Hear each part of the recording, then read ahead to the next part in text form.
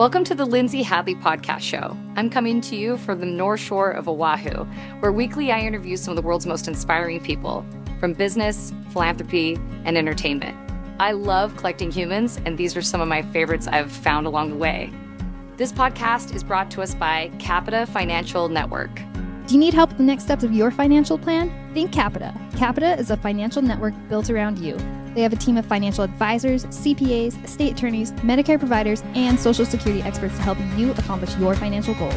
Call or schedule a complimentary consultation at 801-566-5058 or visit their website at capitafinancialnetwork.com. You can also check out their financial education podcast, The Financial Call, available on Apple, Google, Spotify, and YouTube. Hi, everybody. Welcome to the Lindsay Hadley podcast show. Today we have an amazing guest named Woody Sears on our show, and we're going to learn a little bit about storytelling and content creation and helping the world be explored by people through his company, Autio. So, Woody, do you mind maybe, welcome to the show, by the way. Do you mind maybe? Thanks for having me, Lindsay. Absolutely. It's so good to be thrilled here. to have you. And do you mind maybe giving a little introduction? Tell us your story. I love when our guests kind of explain how you got to where you are. You're the co-founder of this company. You're business partners with famous actor Kevin Costner, which is so cool. I have to say, he's the lead of one of my favorite movies of all time, Dances with Wolves. Everyone's going to think I was going to say Yellowstone, but it's actually one of his old school pieces. I just think that's one of the greatest films ever made. So, but I'm really excited to hear all about, what you guys have built and what your vision is for the company and what your mission is. And just learn more about you. Why don't you tell us a little bit about you? Yeah, happy to share. And it's good to be here on the show. You've, amongst the great lineup of guests you've had. So really honored to participate. My background, I've spent my career in software and mobile. I was in the very early wireless networks back when pre-smartphones, when people were just getting their first devices, and started in a sales capacity there, and working with small businesses, then worked my way up to enterprises. And about the same time, BlackBerry was just launching, so email on the hip for all those younger generations, and was helping enterprises get that into their ecosystem and using that as an efficiency tool. And it was kind of my first foray into software, and just seeing the power of what these software combined with mobile devices could do. So that was a lot of fun, and learned a lot just at a time when that industry was growing like crazy. And during that time, I also got my MBA while I was working with AT&T. And my dream had always been to have my own company. Always an entrepreneur at heart, was ever since I was a kid, and had my own businesses, whether that be, paper route, washing cars, etc. And so I really had that vision, and it was just a matter of syncing up with what I was most passionate about, be able to do. So that the first startup that I co-founded was essentially right when the iPhone first opened up to third-party developers. So the launch of the App Store. The first version of the iPhone, you could only download apps that Apple had built for it, and so they were very utility in nature. And then they decided to open up the kimono and let third-party developers come in there and make all these entertainment, more utility, and there were a lot of games that became popular early. At the time, I had a 3-year-old son, and he was like a moth to the flame of the iPhone.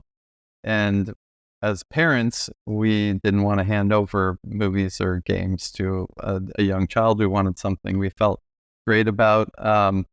And so we thought it would be really novel to be able to have storybooks on the device, and if they could read to them while we were, making dinner or driving in a car, that could be a great way to entertain them and have less guilt and build some of those early reading skills. So we made the first library of narrated kids books, all with independent content to start. We were working with all of these authors who'd made these amazing picture books and caught the attention of, LA Times first. They kind of broke us out, and that led to a lot of downloads and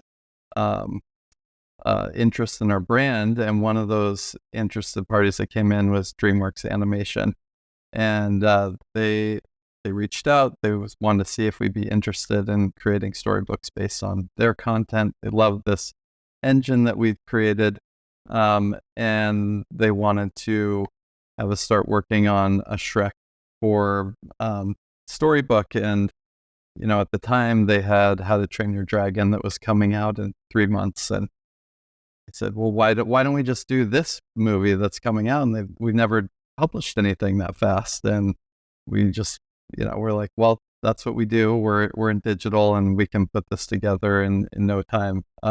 Just very accustomed to the print nature of publishing. So we built the How to Train Your Dragon storybook app, and it went on to be #1 in the App Store. Got a ton more press and focus on it, and then ended up working with all the major animation studios that were out there, and had those relationships for a long time. We did all of DreamWorks content for the next 7 years. Ultimately got acquired, and in this next phase, we essentially, I did some advisory work for other startups, and loved the app space and all the opportunity there. It was really a flooded market at that time in 2015, but there's still all these things that we could solve that weren't being solved. And I'd always loved traveled with my family a lot growing up. We did a lot of high adventure, kind of low budget trips throughout the West, camping, river rafting, national parks, things like that. And there was also a lot of boredom, a lot of boring time in the backseat of a car, or often we'd take a Ford Econoline van. But it always came to life for me when you could hear some stories about that place, whether that's what was going on there now, or the history of how it got started, what people do there for a living, how the town got its name. And that continued to follow me throughout my life, and really wanting to know more about the places we were traveling through.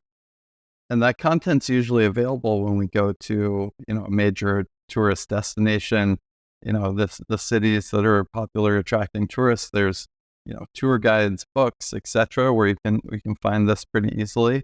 Where we couldn't find it was when we were in these more rural areas, kind of the places in between that connect to all these metropolitan areas.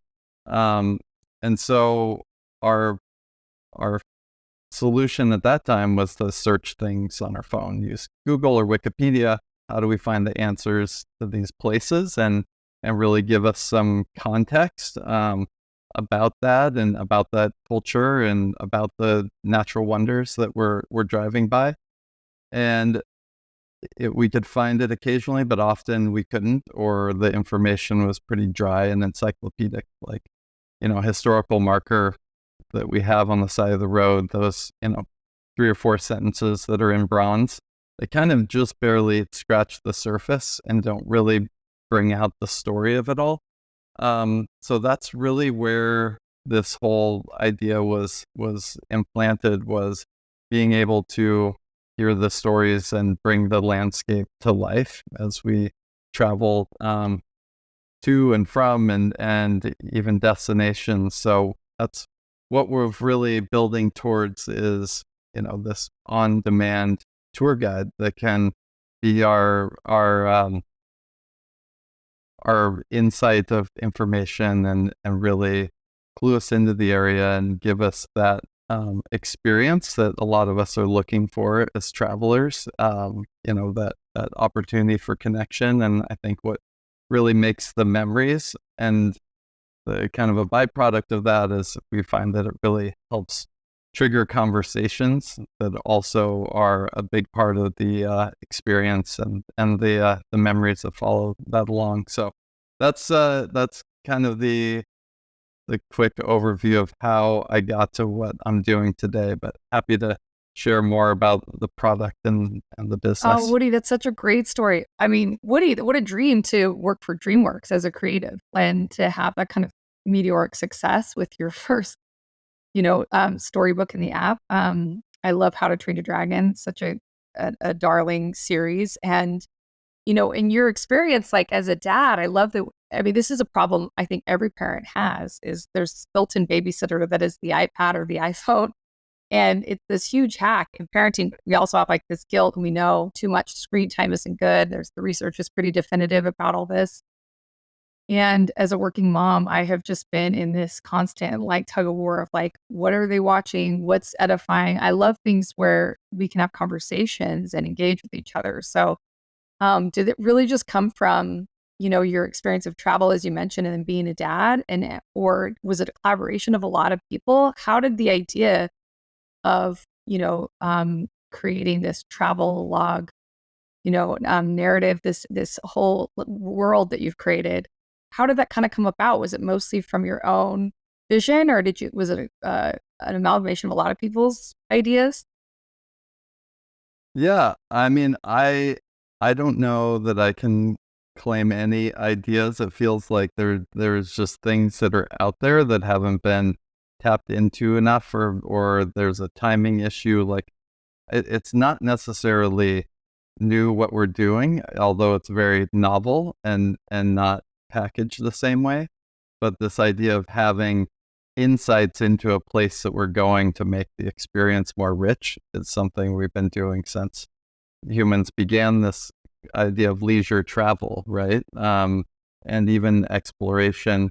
So, I don't know that we can claim the idea, but it was amalgamation of many different things. And I've got some amazing co-founders that we've been able to use our collective experience. Bill Werlin is one of our co-founders. He was the president of the North Face and has like an amazing career behind him that's also filled with travel, both domestically and internationally, lots of time in Asia and Japan specifically.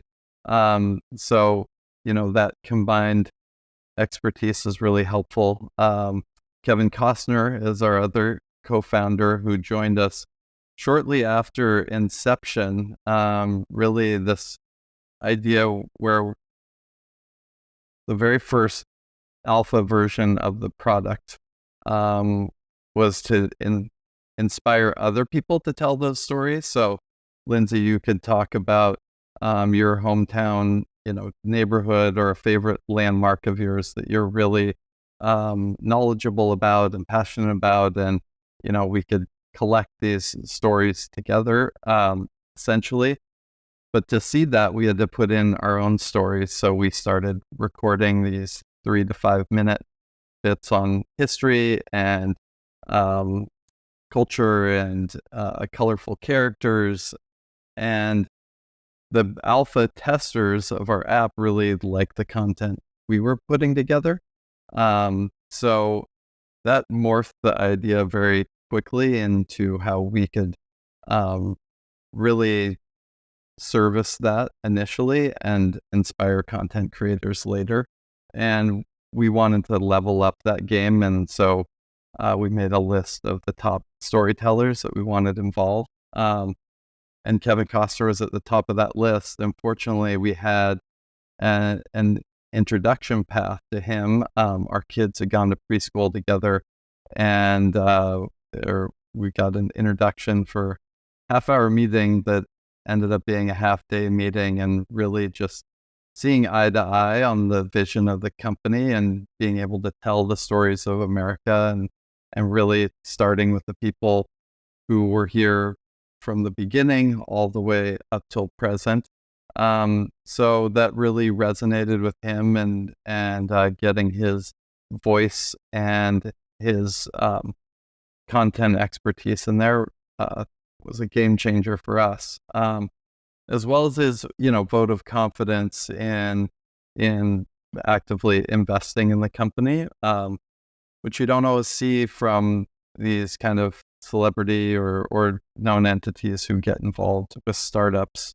So it was definitely an alignment of passions and vision that made the whole kind of product idea keep evolving and become what it is today. Wow, Woody, I mean, so it's you and then the former president of North Face, and then Kevin Costner that are the co-founders. I mean, that's like a dream team. How big is the market for this, and how long are you guys in your entrepreneurial journey in terms of when you launch this product? Is it past its MVP? How far are we? How many users? Like, and what do you kind of like give us a sense of where you're at in this entrepreneurial journey, and then what's kind of up next for you guys?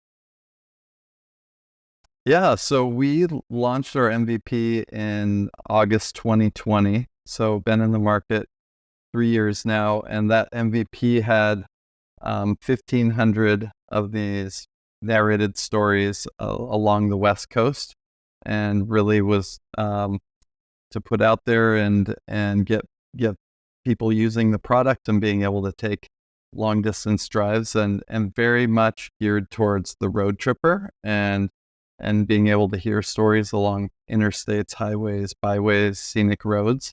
And then we took that feedback. We've had a good response on the content. We had some good press around that. So we definitely caught on to something and continued building out the rest of the country over the next 2 years. So we are up to 11,000 stories across the 50 states, and have made a ton of deliveries on a roadmap to essentially keep building out the experience. So, it does still serve this amazing need on the road trip and being able to entertain us kind of in between destinations and fill that gap of where kind of tour guidebooks and other searches fail us. And throughout that time, we've accumulated over 850,000 installs of our app.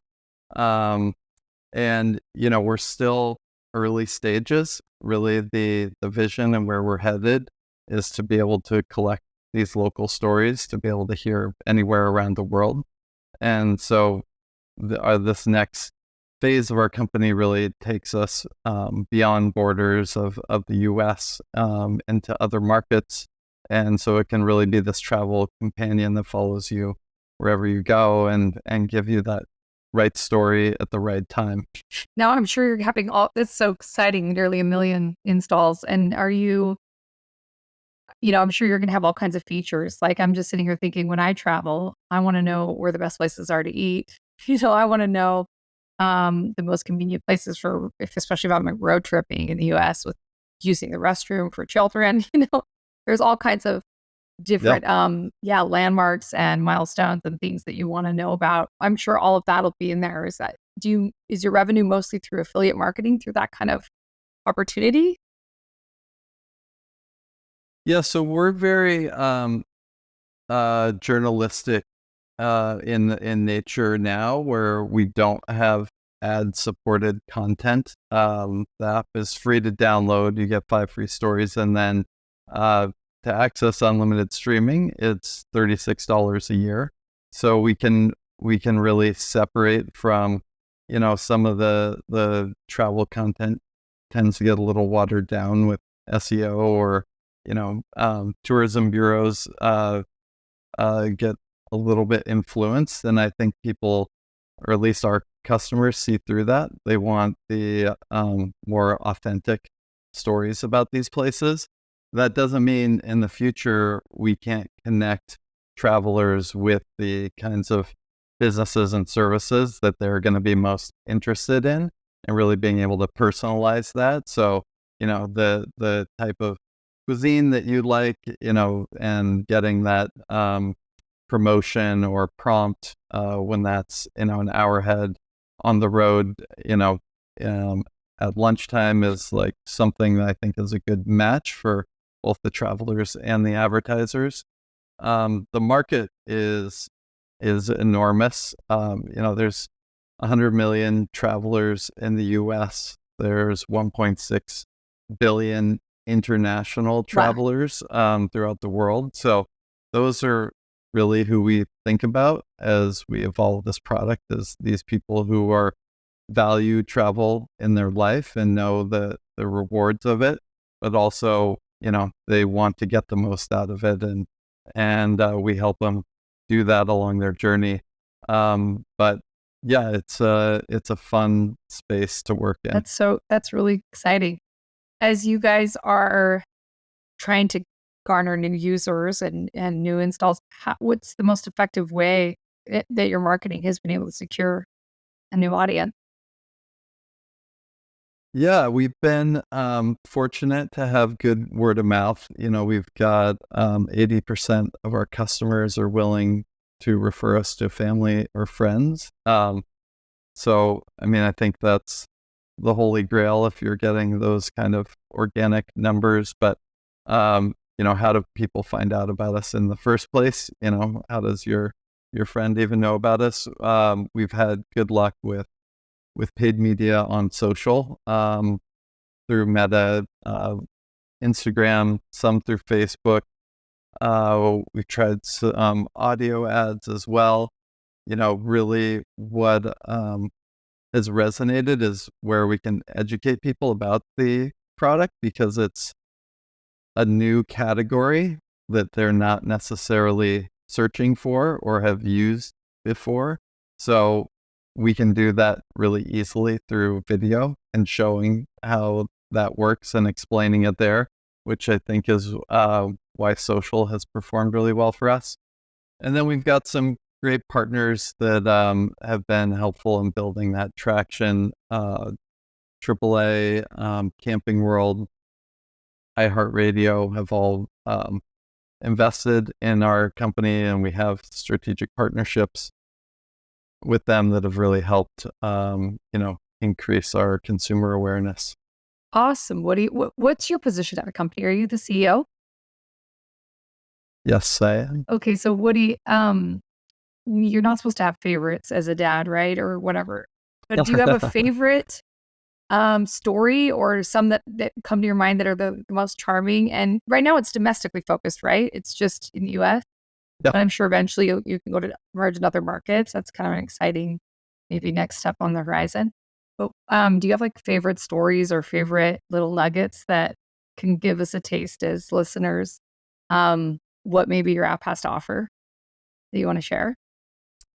Yeah, I thought you were going to ask me who my favorite child was. I don't know if you follow Coach Prime at the University of Colorado. That's my alumni. He's been getting a lot of attention lately for saying that everybody does have favorites when it comes to their kids, and he's the only one honest enough to say who they are at any given point. But That's awesome. Yeah.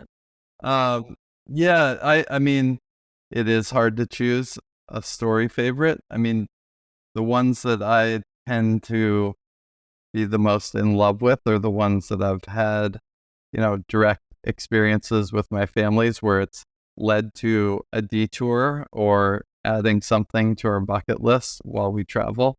And so those are, that's where the magic really happens, when you hear about this place that you wouldn't have otherwise known was there, or you wouldn't have known the history about it.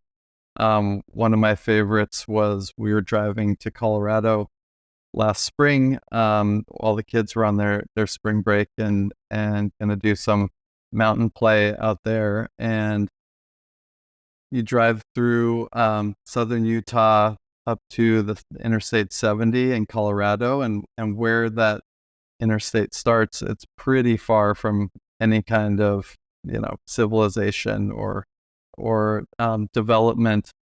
And a story came on about the Fremont people, which we had no idea, but was essentially an indigenous tribe that predated the colonists, and it wasn't. That's why we don't have a name.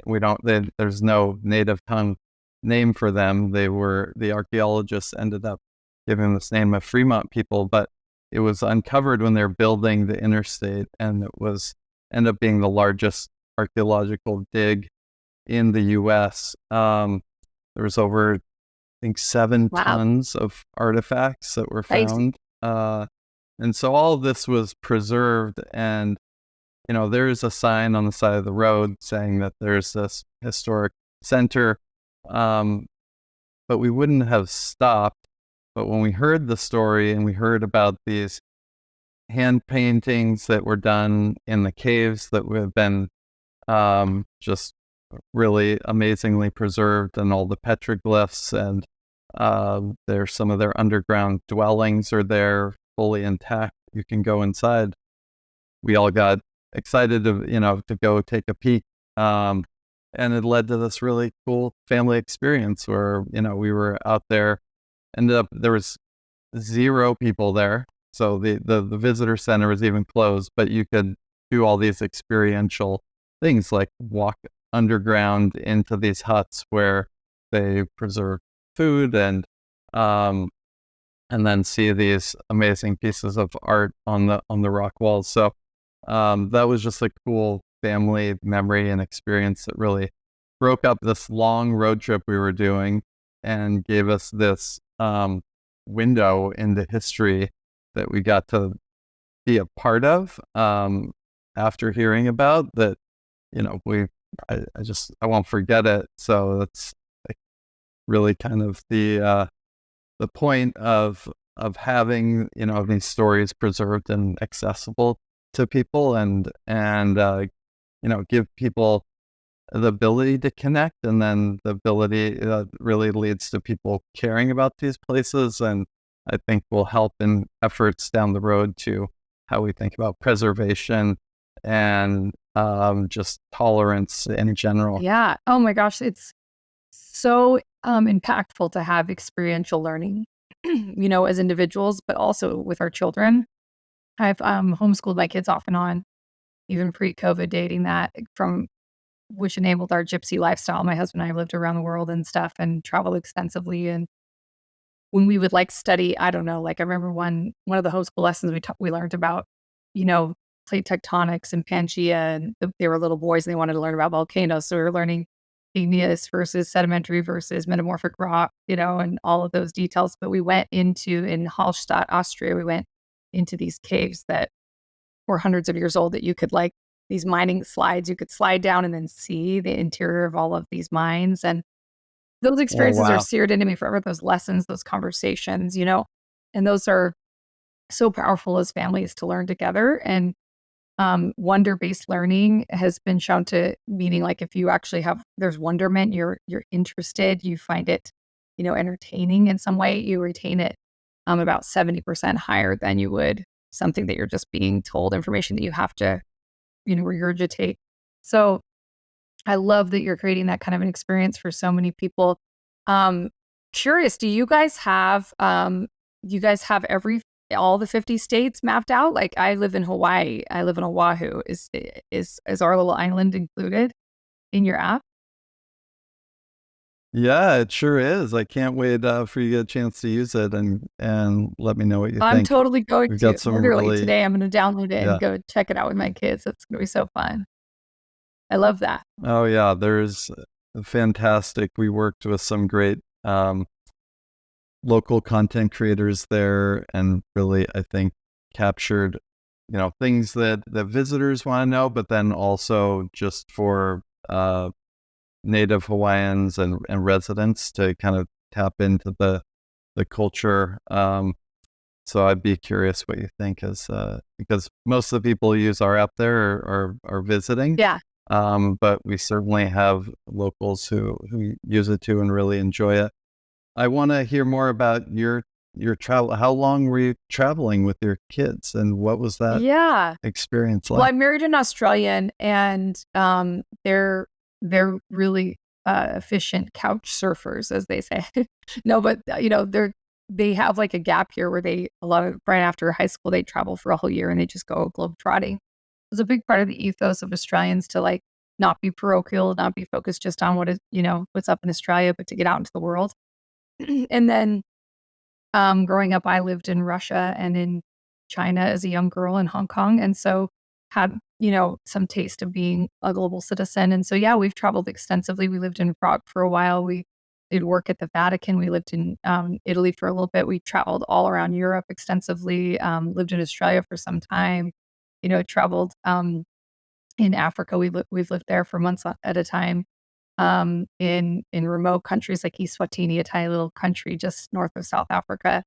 So we've had just incredible experiences. I think my oldest son has been to nearly 30 countries or something. We've just been really blessed Wow. to get around.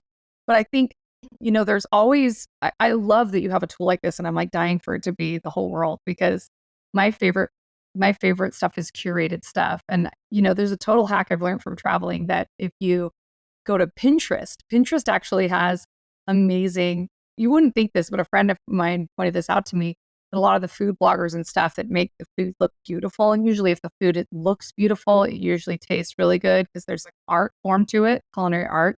Uh-huh. And so Pinterest, if you go in and look up in the region where you are restaurants and it makes Pinterest because it's pretty enough, it's usually excellent food.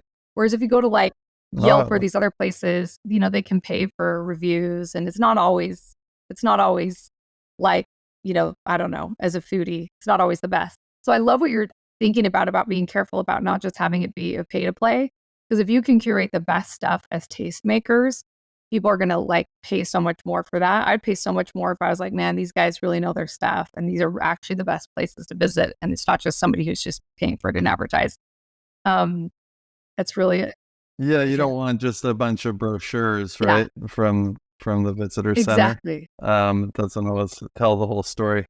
The photos you described, these are usually restaurant goers who are taking these photos, and that's where you see it, or is that the chefs that you're following to Yeah, kind that's a of great question. filter out It's where you want it's to go? usually like food bloggers or foodies, that then have like a Pinterest following. And usually if they're taking images of it professionally and it's just like stunning, it usually equals excellence in quality and taste. Not always. I mean, sometimes like something that's just a heat tastes incredible, but it's generally like that excellence in the culinary arts that kind of gets displayed in Pinterest. So there's like something you would never think that we don't ever go to Yelp. We go to Pinterest to figure out where to eat. But one of the things, I love yeah, it's that. super fun. But are there any hacks like that you've learned along the way? I mean, your app sounds like this amazing one-stop shop for that. But what have you kind of learned because I'm guessing as a founder of this and as a content creator, you've had to travel a lot and all over the country now. Sounds like your family, you guys have had a lot of those experiences.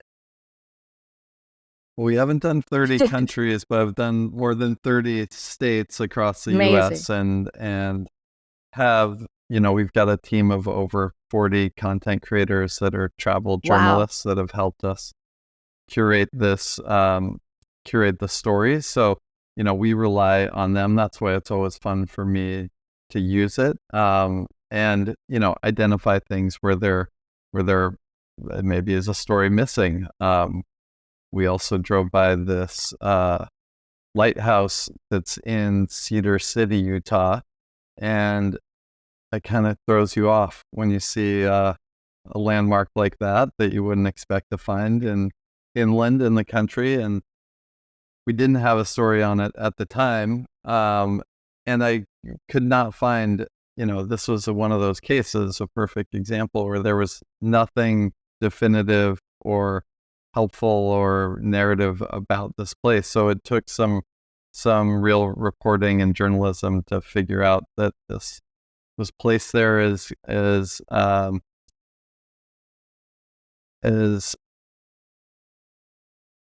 to be used in the case that the Pacific Ocean rises a couple, like 800 miles inland. Oh my gosh. So it's like a hedge against climate change, and a conversation piece. It was next to like a commercial shopping center, but it's a full on. It's not a replica, like it is a lighthouse. That's so crazy. And Cedar Constructed City, like one Utah. would be. So yeah. That's amazing, Woody. So, I mean, I've not seen that much of the United States. Like, you've been to, have you been to all 50 now with your family? No, we still have 15 or so to check Oh, off the wow. list. Incredible. Do you have favorites? Do you have some that you really recommend for our listeners? Like, you got to go here, or, any places that I mean, I would say, pre-pandemic, I think there was this, I've been road tripping my whole life, but I think there was a bit of a resurgence. It was happening prior, but it really resonated with people at that time, that I can travel without getting on an airplane. Like, I can really be transported driving 3 hours outside of my city into these, sometimes it's national park, it's other small towns, these hidden gems that you are in a different spot, and the culture is different, and there's different types of foods. And so I think I would encourage, rather than say, you have to go to Louisiana to experience something really different, like, you can drive just across the state, and try someplace new. Like, and that's, a little bit what our product assists with, is how you make those discoveries, and people are using it to inspire other trips. So just kind of zooming around the map of all these pins we have of the stories, you can kind of see what tempts you, and what makes you want to get out there and explore. So I guess, I don't know that you can go wrong, like, if you go into it with that attitude. And what do you think it is about human nature? This is more of an esoteric question, Woody, but like, what is it about human beings that love to travel, love to explore, love to have their horizons expanded? Like, what do you think, at least for you anyway, has made you be such a lover of road tripping and experiencing new things? Yeah, I think it gets us, out of our blinders. We can get a little bit stuck. Humans resist change just naturally, because it's uncomfortable and different, and we don't know how it's going to end up. But we know that that's the only constant that we have, is change. And like, how do we embrace it? I think travel helps us embrace that more. Like, it kind of forces the issue of, things aren't going to be routine, and you're going to get exposed to new things and new ideas, and make you think about things differently, or maybe give you more conviction of things that you already know to be true. So, like, I think that just growth as a human comes in kind of an organic way, where you don't have to necessarily be a student, but you can go and experience this thing that feels, very much like fun. I think, it's also challenging. It challenges us, and those always pop up on our trips, right? Like, there's something that happens, even if it's just like a missed flight, or run out of gas, or, something happens along the way that seems kind of, dramatic and challenging and scary at the time. And then we come back and we're like, wow, now it's a great story, but also, like, I learned so much from that. Like, there was something, you learn about yourself or others. And I don't know if there's anything better for delivering on that. Yeah, I think there's nothing better as a modality to figure out if you're compatible with other human beings than to travel with them. Like, if you're on, planes, trains, and automobiles, and you're in these new situations and you see how people interact with new cultures, new people, out of their comfort zone, trying new things, you get to really understand like a person's wiring or their disposition, because routine, we're such creatures of habit, and we can kind of create controls around some of our left, right limits of our capacity, and our shortcomings when we have everything the way we want it. But when you get out of yourself like that and you're thrown kind of to the wind and to new environments, like kind of shows what your strengths and weaknesses are. And so that just like hyper increases the ability to like understand.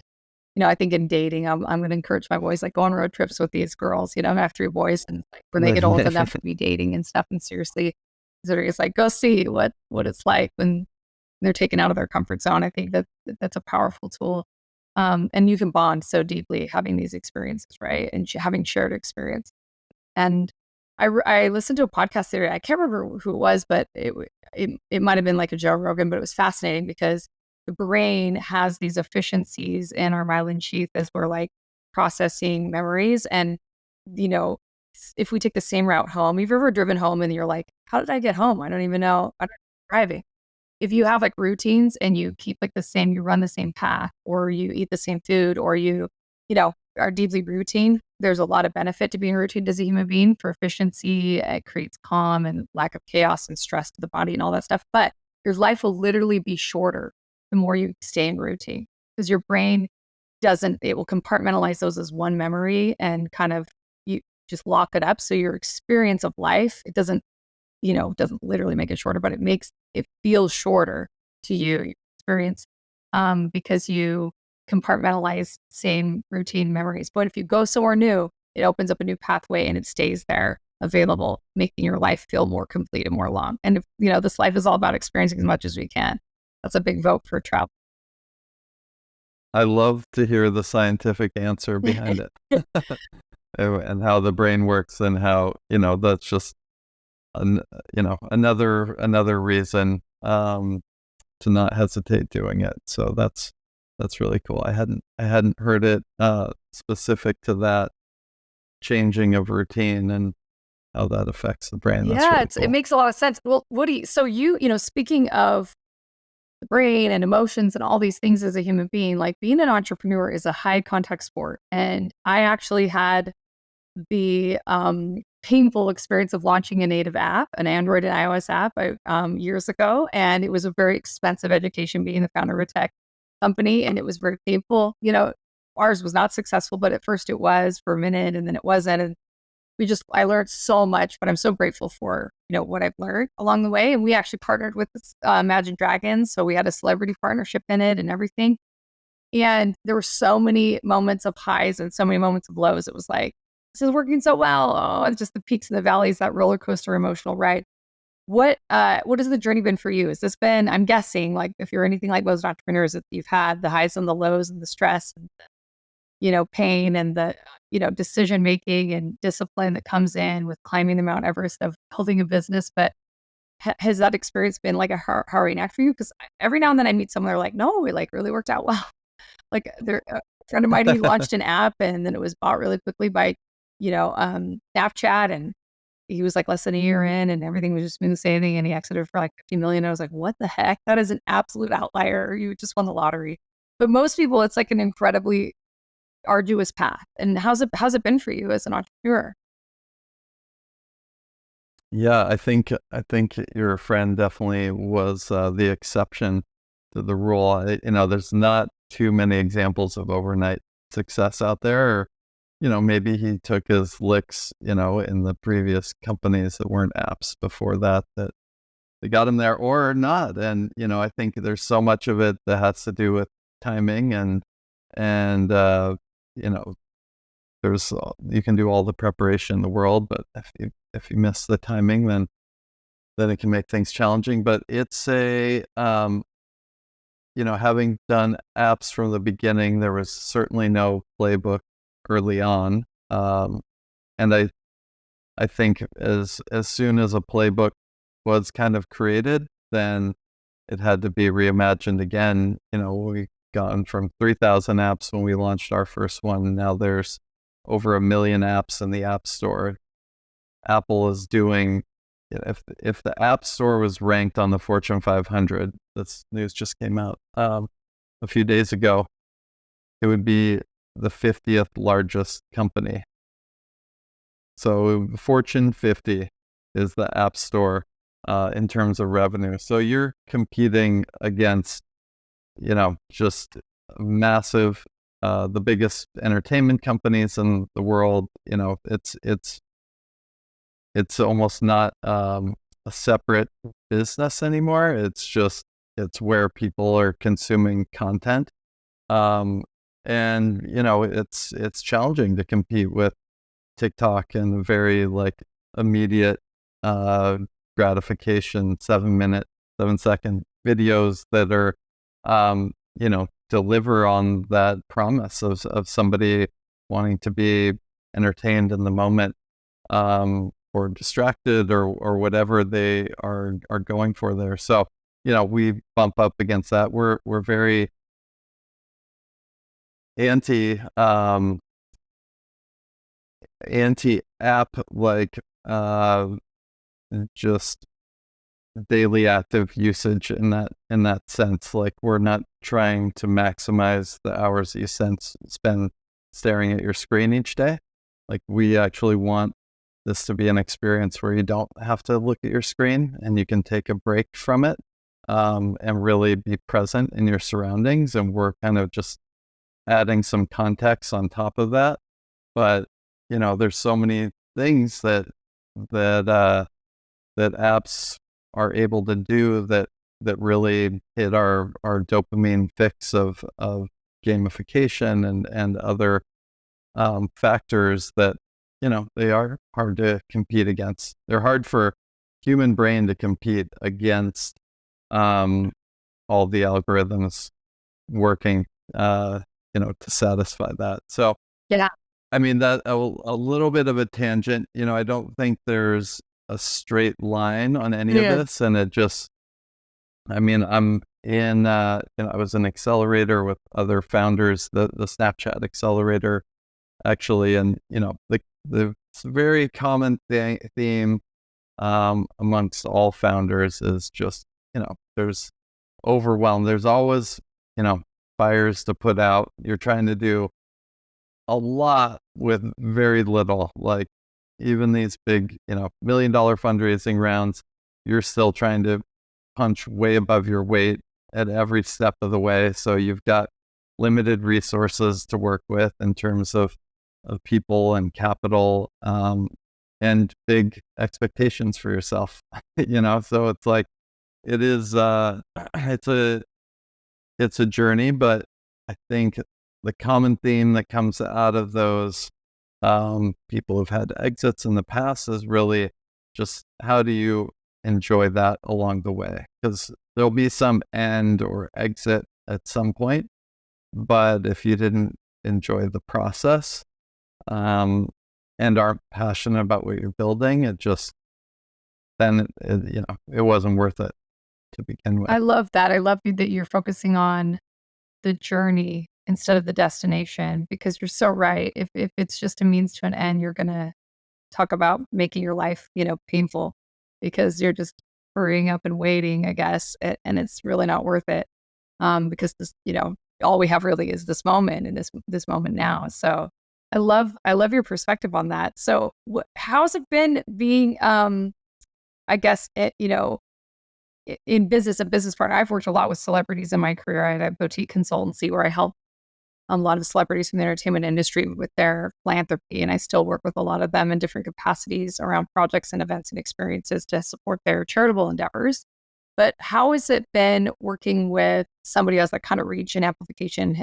Has Kevin been the spokesperson for this? And kind of, when I think of him, I think of him as, not just with his role in Dance with the Wolves and then Yellowstone, but just he seems like this all-American guy, Field of Dreams. It makes sense. He's a great face. I can see why you guys picked him for this exact tool and this app or this platform. But is he trying to promoted out to families and parents and people that would be at that generation? What's your core demographic? I'm guessing you're looking for moms. I'm guessing. Yeah, really people who are curious, and people who travel and I think enjoy continued learning, but maybe not packaged that way. Like we Mm-hmm. said, it's more of this experiential component to it. But our subscribers, they tend to be 35 to 55 right now. And we'll see how that evolves, as we continue to build out the library. But those, it also people who can travel, they're often in higher income brackets, who can do it multiple times a year. So those are kind of the earlier adopters, but we really see how it not only, it can fit into that 1 week of year family vacation, but then also into weekends and day trips, driving to, soccer games and so forth to really tap into what's going on in these new places we're visiting. But so I guess back to working with a celebrity co-founder, Kevin's been fantastic. He's like, just to see somebody who's such a master in their craft and work near that, is palpable. He takes such great care in how each story is constructed and how it's read and what is the meaning behind it. I think we see the end result of that in the movies that he's produced and acted in. I was a huge fan of Dances with Wolves too. That was a really impactful movie for me, personally. But I think he just has that gift. So it's pretty amazing to be around. And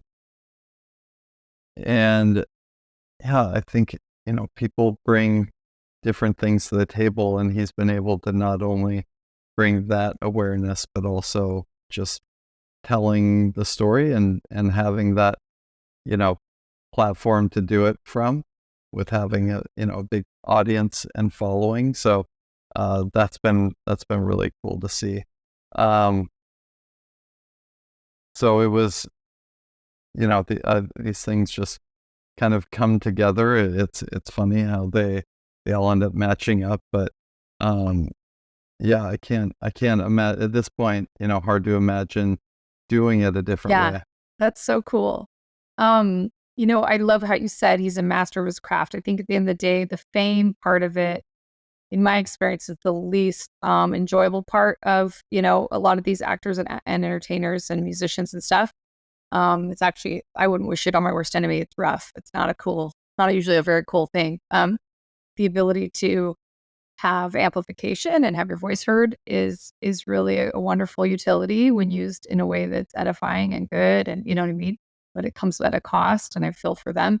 But they really are just masters of their craft. They're artisans, they're artists at the end of the day, and they're the best. And our culture has, like, in many ways, propped them up and have, like, we worship them in some sense, and other people loathe them in other senses. And it's just been this, like, incredible dichotomy. But really, at the end of the day, the ones who make it to the top are excellent at what they do, and they care about it meticulously. And you can see that. I've worked with Kevin Bacon, and we were putting together a television show. Now he launched a podcast actually called 6 Degrees of Kevin Bacon, and it came from our TV show that we were developing. It didn't end up being aired, but I just remember, like, the care he had in all the creative side, and just how much of the aesthetic and inclusion and the diversity, and, like, just how much he cared about every component of it, was really inspiring to me, because I was much more like, I don't know, just get it done. Let's just get it to the finish line. And everything to him was like, wow, impeccably, everything was thought through. And I think that makes sense, because they are their walking billboard of their art as an actor. And I think that's really cool that you've had him in on the journey. How can so just to remind us, we're kind of coming here at the end of the interview, and Woody, thanks again for coming on. So lovely to hear. I'm literally going to download this app today. How can my listeners make sure that they download this app, they learn about this tool, and then how can we help you going forward too? How can we get the word out? Yeah, so you can find us at autio.com, AUTIO, or search the App Store and you'll see us there, free to download. So would love, any of those travelers, learners, curious folks out there, you're going to get, I think, a pretty cool experience, and, it's just getting better. So yeah, please check us out. We're on iPhone and Android. And how people can help. Yeah, I guess, give us feedback. Our customers are very vocal about what they like, what could be changed, and what's next. Recommending new stories. Like, we just love hearing from our audience, so that's always helpful. And if you do like it, we love reviews and sharing with friends. So that's probably the biggest things that we could ask for. Amazing, Woody. I mean, it's so cool what you're doing, and I bet your kids are just so proud, and your family you can actually use the utility of what you've created in the marketplace. And I'm so hopeful that you expand internationally, because everybody travels, and I just sit there and think, like, what an epic tool for families and people as they go on their journey. I just think anything that can bring family time together is just so needed in the world today. Like you said, instead of just throwing an iPad in the back and then driving, something you can actually engage as a family and have more relational equity. This is a brilliant, wonderful thing that's amplifying light and goodness. So thanks so much for coming on. It's such a joy to meet you, and I'm looking forward to using your product here soon. I really enjoyed the conversation, so I appreciate the opportunity, and can't wait to hear what you think. Thanks so much, Woody. Do you need help with the next steps for your financial plan? Think Capita. Capita is a financial network built around you. They have a team of financial advisors, CPAs, estate attorneys, Medicare providers, and Social Security experts to help you accomplish your financial goals. Call to schedule a complimentary consultation at 801-566-5058 or visit their website at www.capitafinancialnetwork.com. You can also check out their financial education podcast, The Financial Call, available on Apple, Google, Spotify, and YouTube.